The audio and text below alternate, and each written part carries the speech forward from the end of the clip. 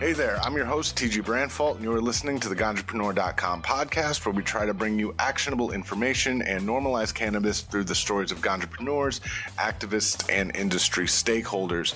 Today, I'm joined by Matt Rizzetta. He's the CEO of N6A Agency, a public relations firm based in New York.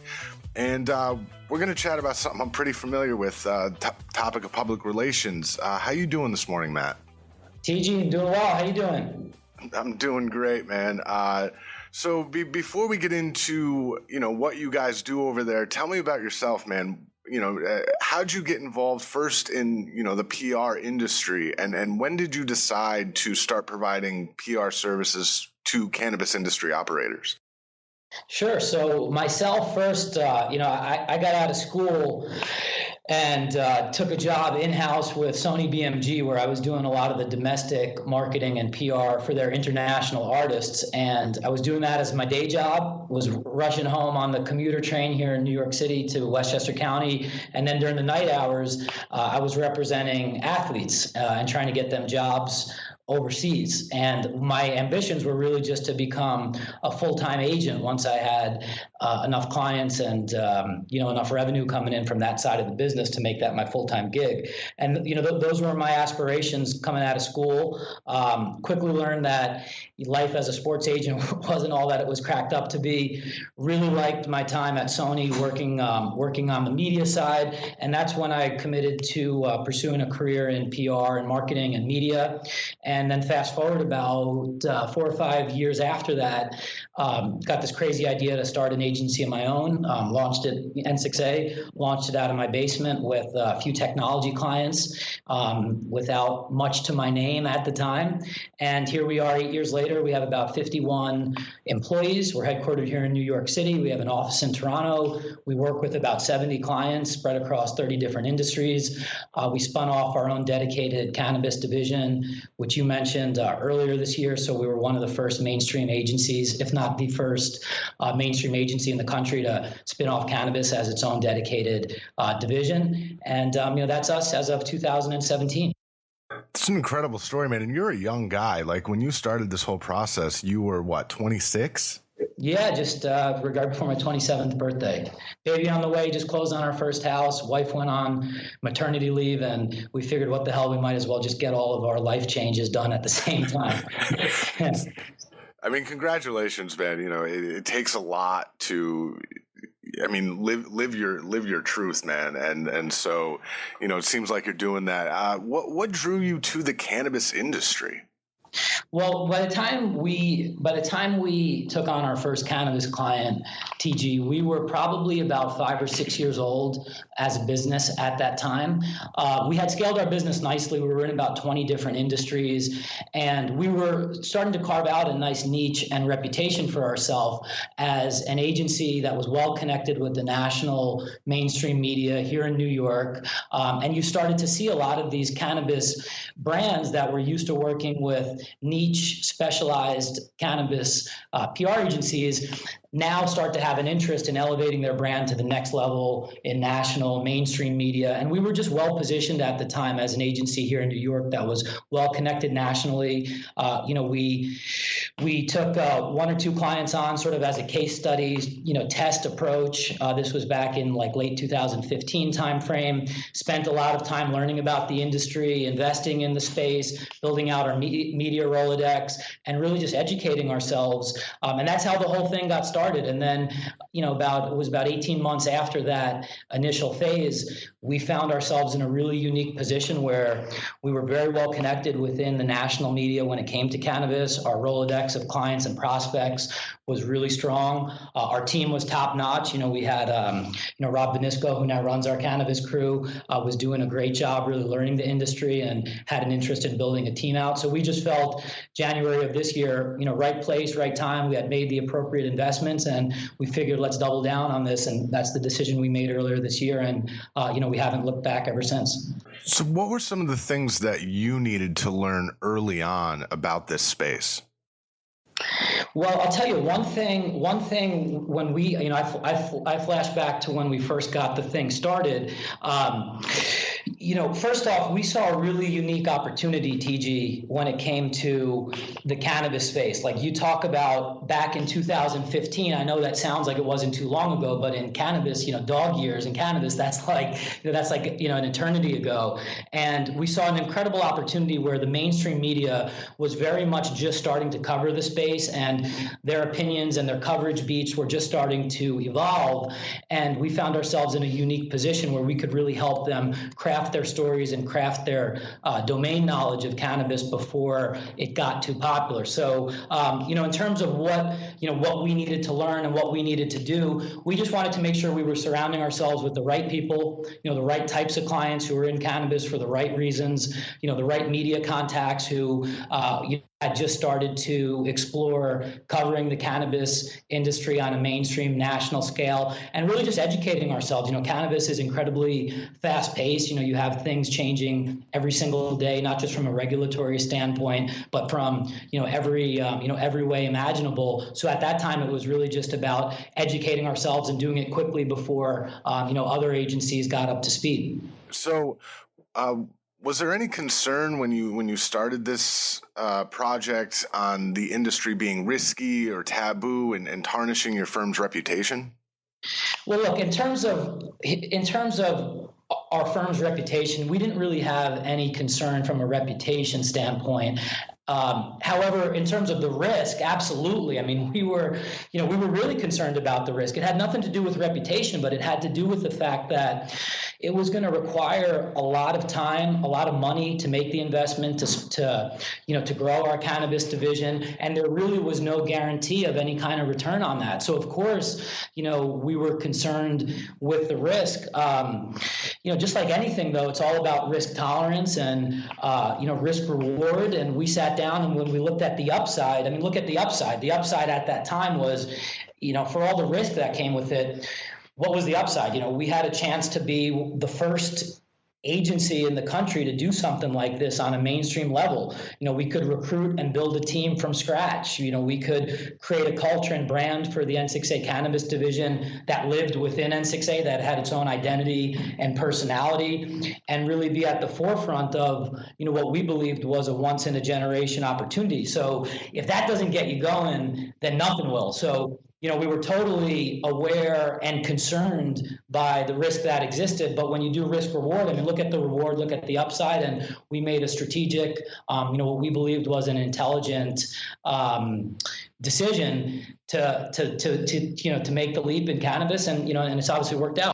So in an interview, you had said, when you launched your agency and you were in the financial industry, they wanted to stay out of the news. Are you finding that to be the case with the cannabis industry due to the nature of their business?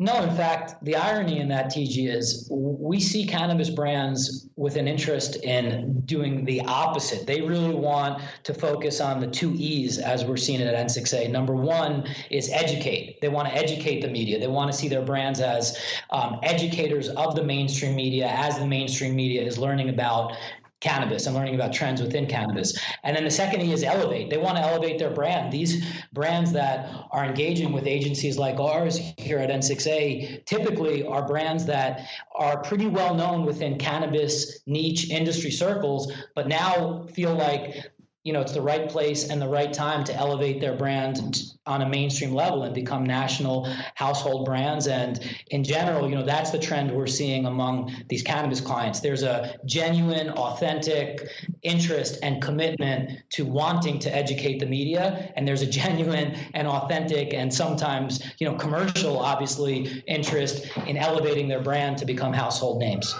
So when you sat down, with your team and you started identifying who you would target for your campaigns, how did you identify this target audience within the cannabis space?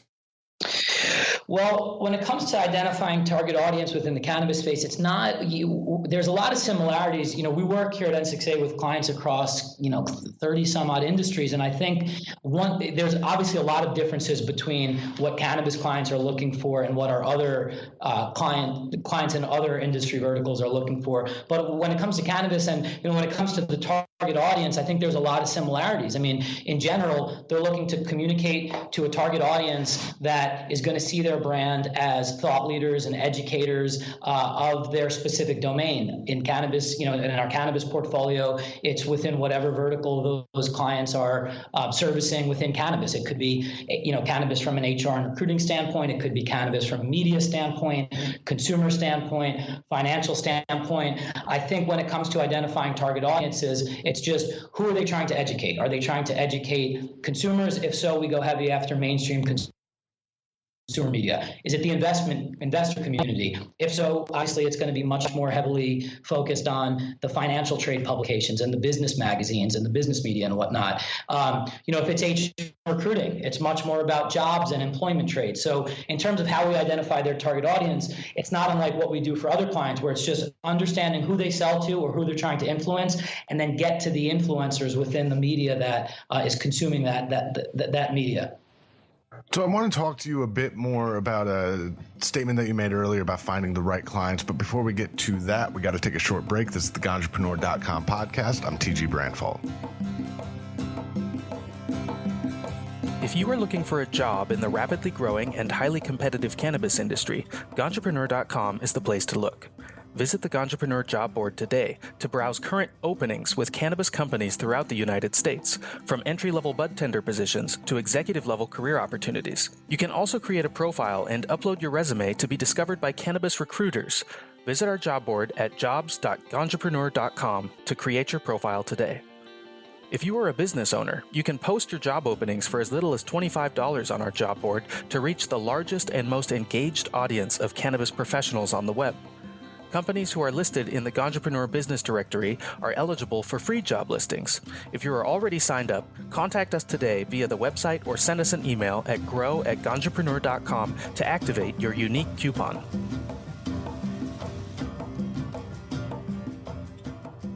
Hey, welcome back to the Ganjapreneur.com podcast. I'm your host, TG Branfalt. I'm here with Matt Rizzetta, CEO of N6A, or North 6th Agency down in the Big Apple. So earlier you had mentioned, talking about finding the right clients. What types of businesses or people operating in this space are the right clients for you? Great question, TG.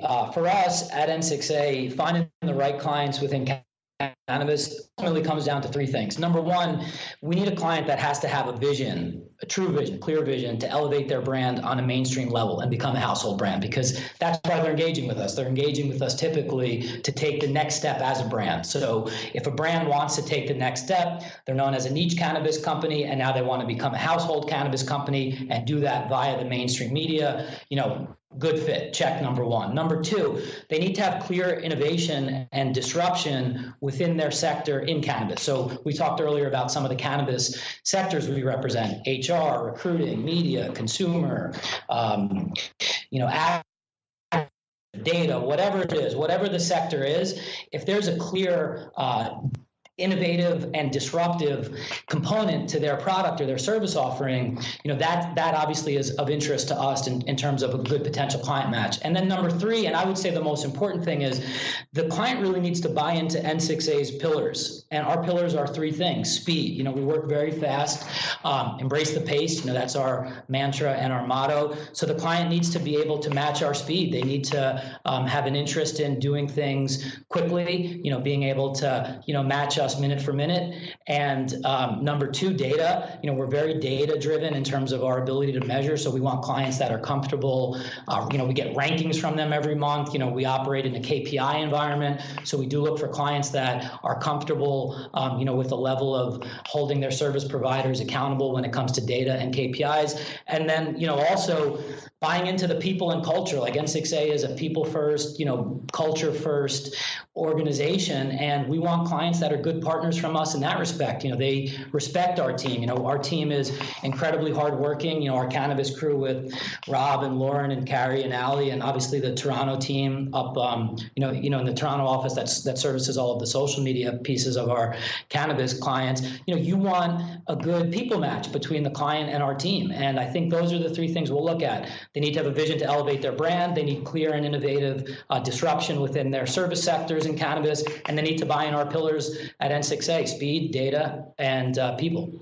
So, and I do want to just quickly sort of commend you on the team that you've put together. I deal with a couple members of your team, and they're there's just something different about the way that they do business. And when they contact me and when they reach out to me, when they pitch me ideas, it's very welcoming. You don't really feel like you're dealing with a PR person so much as, you feel like you're dealing with sort of, a buddy sending you an email. So, you've definitely found some very innovative individuals to work on this innovative team that you've put together. So I do want to commend you for your work there. So what's been proven to be the most effective way to get your cannabis clients' message out? Hey, TG, just real quick, I want to go back to the team. I appreciate the kudos. I want to just tell you a quick story that reminds me of. I remember being in a cafe in Soho, right here on Mercer Street. We were probably, about 18 months into working with cannabis clients at the time. This was late 2016, and we were starting to plan we were starting to put together our game plan for 2017, and I sat down with Rob Vanisco, who now runs our cannabis group, and we talked about the vision to spin off cannabis and create our own dedicated division.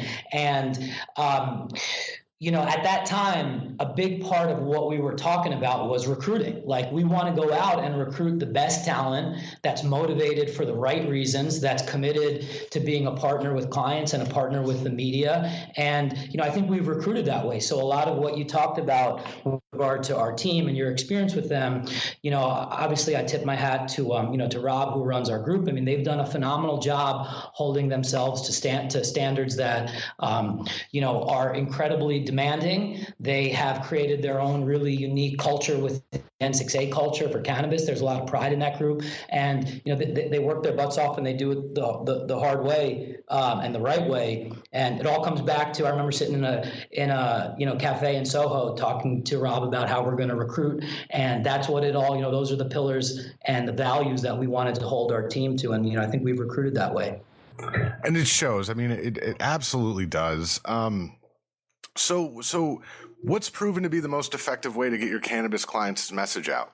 Well, look, it comes down to the education first approach works in cannabis, 99 times out of 100. Your head needs to be in the right place in terms of wanting to have a genuine education first mindset to the media, because you got to remember, the media right now, at least at a mainstream level, for the most part, is still very much in their infancy as far as learning about cannabis. They want to be educated. They want to be sponges, and they just want to learn as much as possible about cannabis so that their coverage beats can become as informative as possible for the folks who are consuming media. So I think on the PR side, if you're representing a client, you need to mimic that. You need to take an education first mindset for your clients, because that's really what the media is craving. So you got the media craving to be educated, and if you're a PR agency, you need to represent clients that really see the value in becoming educators and having an education first mindset, because that'll create incredible synergies between the demand in the media and the supply that the client can provide. And then also we see relationship centric approaches work very well in cannabis, again, as a byproduct of the industry just still being very nascent and in infancy. Face-to-face time, I know some of your dealings with our team have been very personal and customized. I think that relationship first investment is working really well in cannabis. So those would be the two things I would look at in terms of the most effective ways to get cannabis clients out there in the press. Number one, take an education first approach. And number two, commit and invest to cultivating relationships on a personal level with the media. So, the media might want to be sponges, and even, some companies like the Denver Post have created their own, cannabis division. There's still a lot of, negative stigma around cannabis. Members of law enforcement, anti-drug organizations, some religious institutions, they don't like it. So, how do you work to help dispel some of these notions that are really concrete with some population sectors? Sure. Well, look, great question, TG. I would say, first of all, we're not a lobbyist firm, right? So our interests are not, aligned with any sort of government or legislative agenda. So what do we do to sort of combat some of the issues on behalf of our clients that you talked about? Well, we do it by being honest, hardworking, intelligent, taking on the right clients, giving the media access to the best minds in cannabis from a diverse set of cannabis sectors that can provide perspectives that are unique and different than what they're used to hearing. And then ultimately, the judge and jury is the consumer. The judge and jury, let the consumer who's reading the media or watching the media or listening to the podcast, ultimately let them make the decision on, how this, how this fits into their own interests, if they think it's right or whatnot. But all we can do as an agency is take on the right clients, take a really honest, hardworking, and smart approach to it, and give the media access to an incredibly diverse set of perspectives, and then let the general public form their own opinions from there. And also from a let's talk briefly about a crisis communications perspective. That negative stigma is going to make it a little bit harder when something happens with the industry or a company, say a testing a licensed producer has a tainted crop, right? And this does happen. We see this a lot in Canada. We saw it a lot in Canada last year. So, because of that negative stigma, from a crisis communications perspective, is it harder to handle crises in this industry than it is more traditional industries?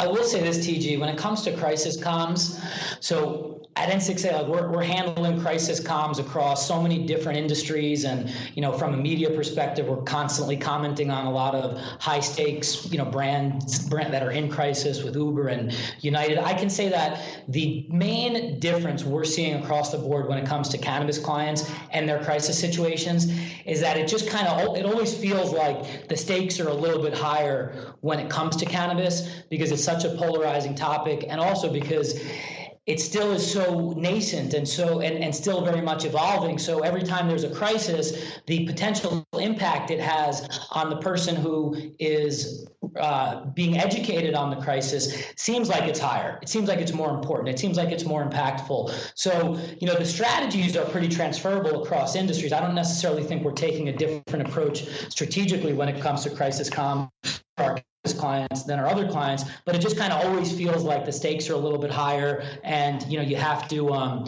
be a little bit more considerate and sensitive to the issues at hand, because it's a lot more polarizing, and it's a first impression situation, because for the most part the media is just hearing about that crisis for the first time. So I want to talk to you a bit more about some of the differences between the cannabis industry and other traditional industries. But before we do that, we got to take our last break. This is the Ganjapreneur.com podcast. I'm TG Branfalt. At Ganjapreneur, we have heard from dozens of cannabis business owners who have encountered the issue of canna bias, which is when a mainstream business, whether a landlord, bank, or some other provider of vital business services, refuses to do business with them simply because of their association with cannabis.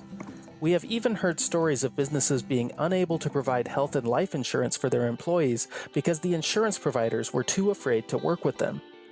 We believe that this fear is totally unreasonable, and that cannabis business owners deserve access to the same services and resources that other businesses are afforded, that they should be able to hire consultation to help them follow the letter of the law in their business endeavors, and that they should be able to provide employee benefits without needing to compromise on the quality of coverage they can offer. This is why we created the Ganjapreneur.com Business Service Directory, a resource for cannabis professionals to find and connect with service providers who are cannabis friendly and who are actively seeking cannabis industry clients.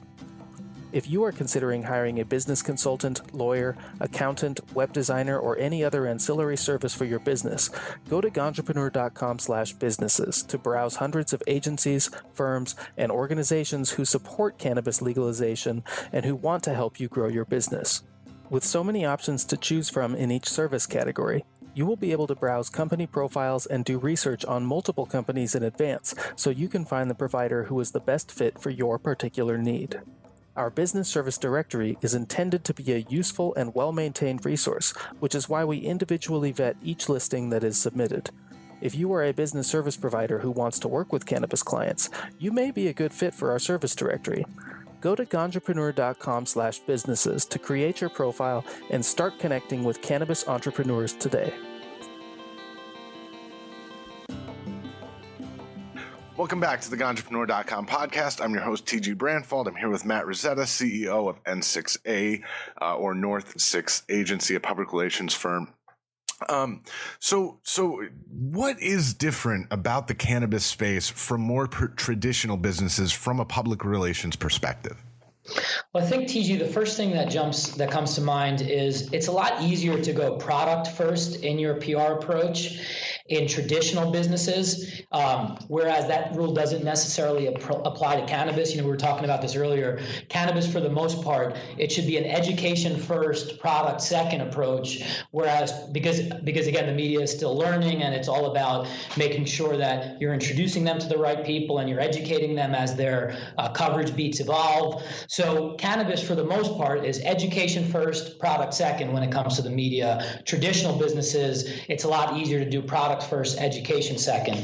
I would say also another observation in terms of cannabis versus traditional sectors, there's a whole lot more opportunity when it comes to your potential in PR if you're a cannabis business than traditional businesses, because again, it's still nascent. The reporter that's getting used to cannabis, chances are they only have a handful of sources right now, and they need to 2x, 3x those sources, and there's a finite window to do that over the next 4 to 6 months. So there's a whole lot of opportunity and potential if you're a cannabis client to capitalize on that. Whereas in traditional industries, from a PR perspective, you've reached saturation point in a lot of cases. So introducing a client to the media, well, chances are that reporter, that producer, that podcast host, whoever it is, already has a deep Rolodex and a bench that, is really deep, and you're going to kind of have to fight to get on their radar. In cannabis right now, it's still evolving. So a ton of opportunity, ton of potential when it comes to relationship building. The other thing too is speed counts. Like speed counts in all businesses in PR, but speed really counts when it comes to cannabis, because the cannabis landscape is changing every day, every second in some cases. And as a brand, you got to react really quickly to that. You have to be up to speed on regulatory and legislative topics. You have to be up to speed on statewide issues, nationwide issues. You have to be up to speed on consumer cannabis issues versus B2B cannabis issues. So speed counts. You better do that quickly, because if you don't do that quickly, you're gonna miss out real fast. And just talking to you, man, I mean, you're working a mile a minute here. So, I mean, in order for anyone, on your team to keep up with you, I mean, they really got to be fast. Yeah, got it. Well, it's no empty tagline. Embrace the pace. I promise. So, what's your advice for companies who think that they might want or even require PR services? Well, I would say if you're a cannabis brand, you really need to look in the mirror and ask yourself, what are you looking for? Are you looking to take the next step as a brand and become a national household brand within cannabis? If the answer is yes, you want to get ahead of that. You want to start thinking about not just PR, but you want to be thinking about your brand, your marketing strategies, your promotional efforts, your messaging. one step ahead of that as a national brand, just like other national brands in industries outside of cannabis would. But again, looking in the mirror, you might just want to stay within the cannabis niche, and you might be very comfortable just continuing to own your domain as a niche, specialized, cannabis only, industry vertical. And if that's the case, there's nothing wrong with that. But you really need to ask yourself, look in the mirror and ask yourself, what do we want our brand to become? If we want to become national, household, mainstream, it's time to start thinking national, household, mainstream in every regard: advertising, marketing, media, the whole bit. If it's more niche and more centralized, then continue to think about things from a cannabis industry perspective. And what's your advice for entrepreneurs? Within not just within sort of a cannabis centric umbrella, but just entrepreneurs in general. I mean, you started your company quite young, and it's a competitive industry, especially in New York City. So can you give us some advice that you would have for people who might be in your position, young and hungry? Well, surround yourself with great people. Surround yourself not just with great people, but people who are better than you, who certainly fill voids in your game that you have. That would be one. Another one, frankly, is be genuine, be authentic, speak to something, stand for something. I think that's really important. I think authenticity as you scale a business becomes a really important part of your cultural fabric. And you can only scale if you stay true to your roots and you're authentic at every step of the way. Hold yourself very accountable too. You need to understand that nobody is perfect and you need checks and balances along the way. You need a really strong inner circle that's going to keep you in check and tell you when you're making mistakes, and you're going to have to hold yourself very accountable and make sure that you don't make those same mistakes twice. I think you want to be experimental. At N6A, we do things in a very experimental fashion. I encourage my folks to go out there and to experiment, to go run tests. Don't be afraid to push the envelope and roll the dice. And as long as you're not stupid about your assessment of those experiments, and you'll find your game really improving at every step of the way if you do that. The stuff, you're going to get a lot of experiments that work. The stuff that works, invest in, double down on those. Really make those a part of the fabric of your culture as you scale to the next level. And then all the stupid experiments you did that didn't work, well, don't be an idiot about those. Hold yourself accountable and make sure that, you're not doing those same experiments twice. And, TG, I look at our business 8 years later, and, it's just the manifestation of 8 years of a lot of learning lessons, a lot of experiments, some of which have failed, some of which have succeeded, that we've doubled down on. And, I look forward to the future of just continuing to learn, continuing to improve, and get better year in and year out. Well, I want to, just congratulate you on all your success thus far, and for having the foresight to recognize that cannabis is a legitimate industry that deserves, legitimate professional firms such as yours. So, I applaud your efforts to that end. Where can people find out more about you, what you do, the agency? They can check us out. Our corporate website, TG, is N6A.com. They can go to competeandcare.com, which is our recruiting portal. It goes over all of our value system and our culture here at N6A and a bunch of our cool perks and competitions. If people have questions specific to our N6A Cannabis division, they can send an email to cannabis@n6a.com and someone will reach out to them. From a recruiting standpoint, we're always looking specifically within the cannabis crew here at N6A for great talent and talent that's motivated by what's going on in cannabis right now and the opportunity to be a part of a team that is creating something special. And, we believe it's a once in a lifetime opportunity. I wish I was able to live through PR and media in the early 90s when the .com boom was happening. I was young. I was in fourth grade or so at the time. So this is kind of, our way or my way of getting getting a second chance or a first chance, I guess, of, being a part of something at the ground level that's exciting, that's taking off, that's a once in a lifetime opportunity. Cannabis media, mainstream media in 2017, it's a lot of fun. So have them your listeners should reach out to us at cannabis@n6a.com if they want to be a part of that. Well, Matt, I want to thank you for coming on the show, taking the time. This has been really a cool conversation for me to have. I have a master's degree in communications, public relations, journalism, and so this is one of the first opportunities I've had to really, talk to somebody about where sort of what I do now, what I went to school for collide. So, I really appreciate you taking the time out, man. No, likewise, the feeling is mutual. We really appreciate the relationship with UTG and look forward to continuing to work together. You can find more episodes of the Ganjapreneur.com podcast in the podcast section of Ganjapreneur.com and in the Apple iTunes store. On the Ganjapreneur.com website, you will find the latest cannabis news and cannabis jobs updated daily, along with transcripts of this podcast. You can also download the Ganjapreneur.com app in iTunes and Google Play. I've been your host, TG Branfalt.